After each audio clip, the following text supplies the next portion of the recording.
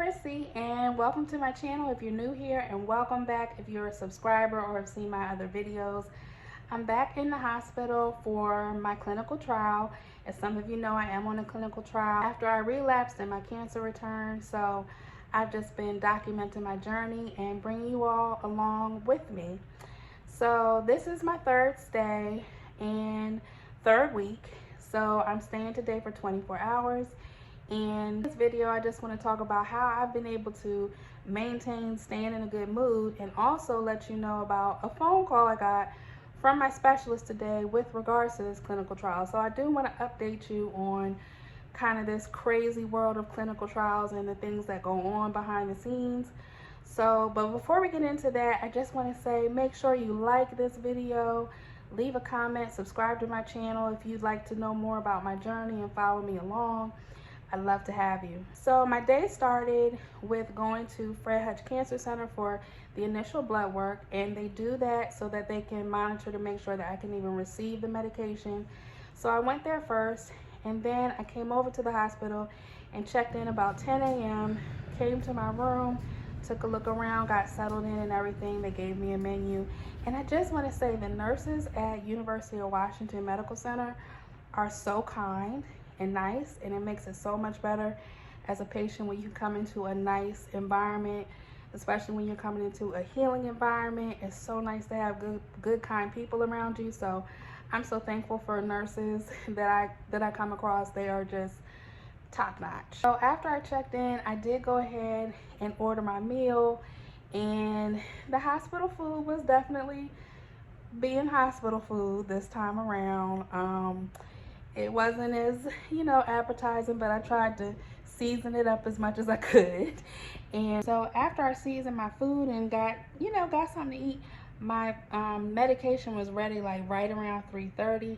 So they gave me my pre-meds, and the pre-meds, of course, help you to not have a reaction. And that's what they monitor me for while I stay here, to make sure I don't have any reactions to the medication. And if I do have a reaction, I'm in the hospital setting so they can give me something for it. So the pre-meds consist of Tylenol, IV Benadryl, a dexamethasone, which is a steroid, which is crazy. It keeps you up all night after the Benadryl wears off, and Pepsid. So these all help with any inflammation or inflammatory responses that could happen. So they gave me my medication, and about a half an hour later, they came in with the trial medication after the pharmacy got it all fixed up and ready for me. And you do get research nurses who come in like 30 minutes before, 30 minutes after, and monitor you and take blood work at each point to, research everything, because of course, like I mentioned, it's a clinical trial, and this is a phase 1 clinical trial, so there's not a lot of information. So that's just part of the process. So I got that done. I mentioned before, I've been in really good spirits, so I've been really happy for that. I don't know what the reason as to why I've been in such good spirits, but I'm not even questioning it. I'm just rolling with it, because I've really been focusing on trying to remain joyful, trying to stay present, appreciating every day, because 2023 turned me every which way but loose. Okay, it was not an easy year. I'm definitely looking forward to the new year. But despite all of that, to have joy and have peace and to just find that silver lining in your life has been so vital for me as I go through this relapse. So I'm really happy. Even last night before I went to bed, I was just feeling like in high spirits and just in a good mood. So I definitely don't feel like I'm going through what I'm going through. So for that, I'm very thankful. And I just want to encourage anyone who's going through anything, because I know everybody's going through something. It may not be cancer, but it might just be something devastating for you. Try to find that silver lining. You know what I'm saying?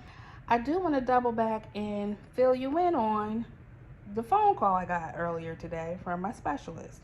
So when I was getting my blood work done, my specialist called, which I thought was interesting, because I meet him monthly or every few months, but it's rare that he calls. So he calls and tells me that, he asked me how I'm doing, And I told him I haven't had any reactions to the medication.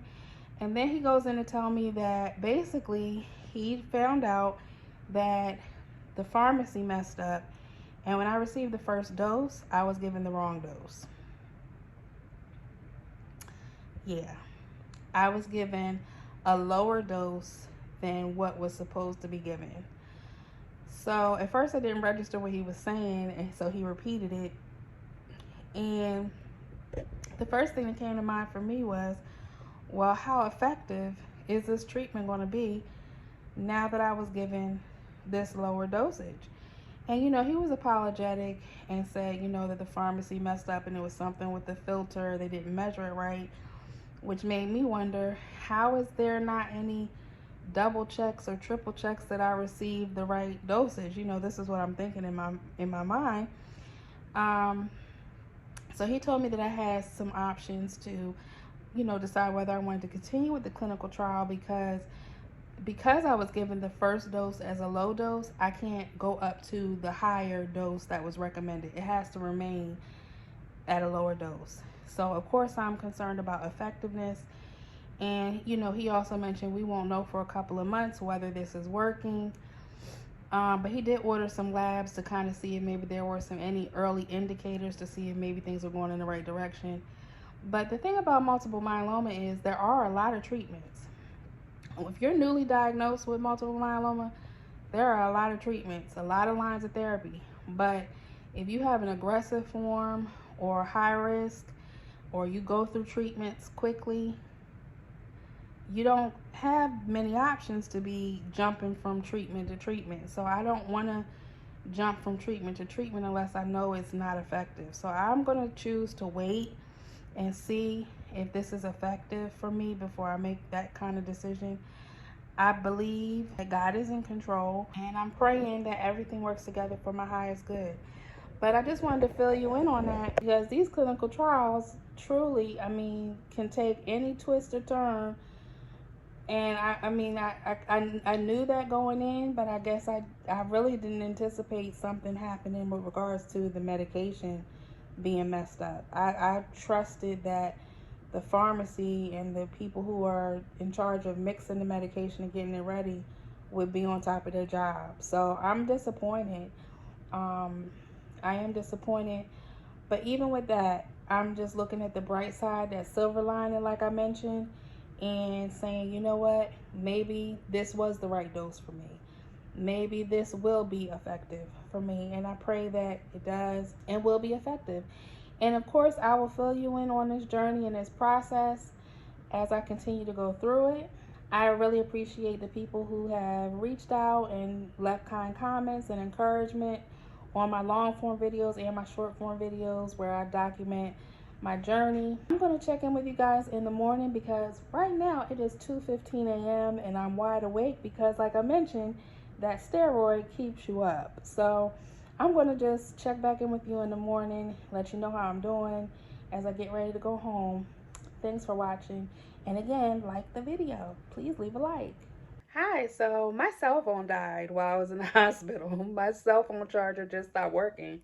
So I wasn't able to update you the following morning, but everything went just fine, pretty much uneventful. I've had some little minor things, a couple of nosebleeds, but nothing that's too out of the ordinary. So I had a good stay. I did ask about that missed dosage with the pharmacist, but they didn't have any idea what I was talking about and kind of forwarded me back to the sponsor for the clinical trial to get more information. So I'll be looking more into that because, as I mentioned, I am disappointed that I didn't get the correct dosage. But I just wanted to close out this vlog and say thanks for watching, liking, commenting, subscribing, and following me on my journey. And I'll see you in the next video. Bye.